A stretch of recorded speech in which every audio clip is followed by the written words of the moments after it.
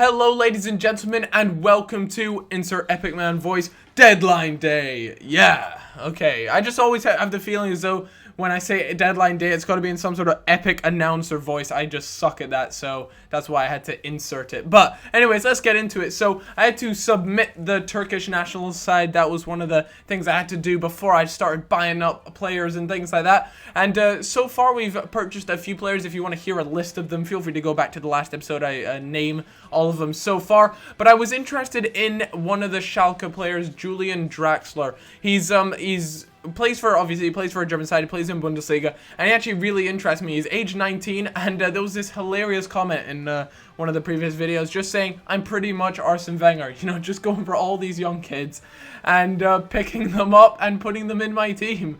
It sounds so wrong, but yeah. So Julian Draxler, the left midfielder, he was rated overall 76.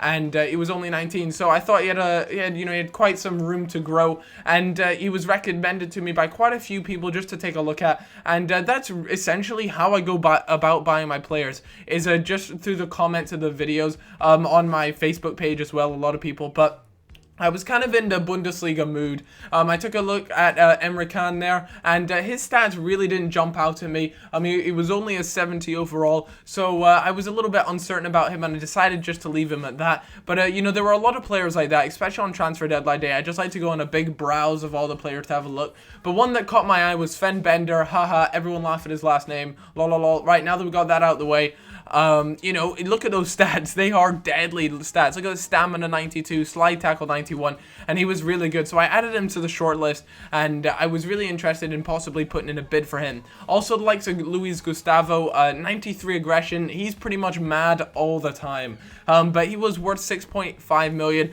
and he was a center defensive mid that I was pretty interested as well. As you guys can see, a lot of these midfielders I was actually looking at were defensive mids. Another huge player was Vidal, although he was worth 13 million, and there wasn't much of a chance of me getting him, but just he would have been an amazing signing for this squad. But you guys will have to see, you know, do I manage to pick him up? I definitely do decide to put in an offer for him, with him and another player, I believe. But you know, I was just browsing, finding out what's good, what's not. As you guys can see, Adelterapt is now worth 10 million. I sold him for quite a bit as well, though, so you know, now that he's worth 10 million isn't that much of a loss. I also took a look at the Inter player, Guara, in there, who's one of the most well-rounded center midfielders in the game. Also, another young player I looked at was Paul Pogba, the 78 rated. You know, he's not that high rated at the moment, but again, he's only 20, and take a look at those stats for a 78 rated defensive mid who's only 20. You know, a lot of, you know, as you guys can see, it said he was an exciting prospect, so I knew he was going to grow quite a bit,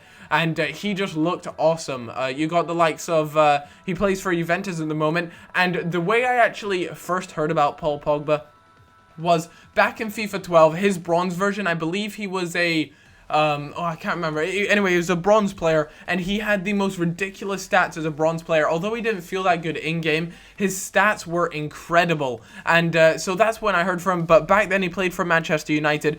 Since then, he made a pretty big move over to Juventus anyways. And he's an exciting prospect, so you know he's going to grow well. And the chief executive said this deal is likely it could go ahead and happen. But I decided to offer 8.5 because I thought it might as well just lower it a little bit, see what the deal is. I still have quite a bit of time left on deadline day, but they declined. They made my offer unacceptable for Draxler, and that was pretty much that. You know, he was a young player and he had quite a bit of potential on him, but he is an important first team player for Schalke, so it was always going to be tough.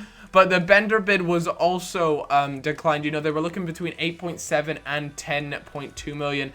But me being me, I wasn't really interested in paying the full price, and I decided that I'd offer 8 million, and I'd smack someone else on there as well, just to try and beef it up, make it look a little pretty. And I decided to add Farland, and I was pretty confident there was no way they'd be able to turn this down. 7.5 million on Farland. Surely something has to go my way. And I was actually interested in defensive mids for the fact that I feel as though, you know, I've got Gareth Barry and I've got Diakite, and they both are good, but Barry is on the downhill, and it'd be great just to have a really solid defensive mid. So as you guys can see, I also offered 9.5 and Farland for the likes of Paul Pogba because I had a lot of faith in him. And as you guys can see, the Bender bid was accepted and it was through to contract talks.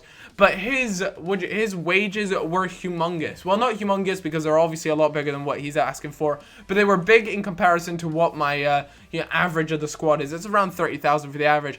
But a little bit later, the Paul Pogba bid was also accepted, and he's on a lot more reasonable wages. 30,000. He was asking for 30,000 and a 4-year contract, and that's exactly what I went ahead and offered him. He was a squad rotation player over at Juventus, so I decided to leave it blank because I wasn't sure. I still want to make sure Barry runs his time through and Diakite still gets game time. I also received a transfer offer for the man Farland, who was involved in a lot of the bids when it came to cash plus a player. And so I was going to have to bump up this to quite a lot because I didn't really want to sell him because I knew he would come in key for these bids. And obviously, if he was bought out before I could make any of the transfer happens, they would obviously be void and I couldn't do it. But Paul Pogba is the signing on transfer deadline day for quite a lot of money and plus a player, so Farland goes with him, and obviously Sunderland said hell no, but we successfully signed Paul Pogba, and it looks like the defensive mid position has got a little bit of depth left. £50 million spent on transfer deadline day, or through the transfer window, and that was a fantastic day, and it was great to end it like that. I hope you all have enjoyed this video, and if you did, then leaving a like is much appreciated. Let's see if we can hit 4,000 likes for transfer deadline day, where I picked up Paul Pogba, who was, yes, he was pricey, but hopefully he'll be worth more next season and the season after. Hope you guys have a cracking day. I have had a good day today. I'm shattered, as you guys know. If you missed my starting from scratch video, then that'll be on the right hand side there, and if you missed my last career mode video, that's on the left hand side. Bye bye. Staring at a blank canvas, behind closed doors, no cameras.